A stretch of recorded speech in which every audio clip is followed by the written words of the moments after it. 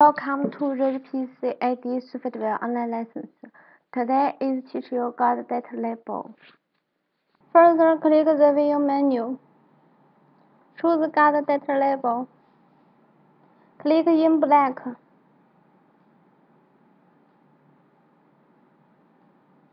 You can choose all pattern of only, all pattern of work area, all pattern of style.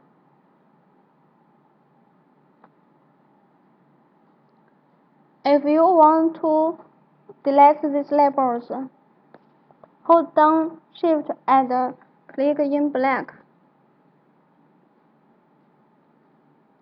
You can also select all pattern of only, all pattern of work area, all pattern of style.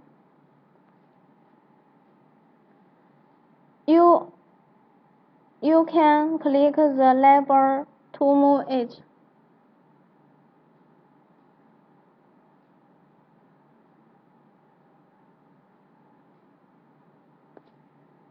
Okay, finish. Thanks for watching today's video. See you tomorrow.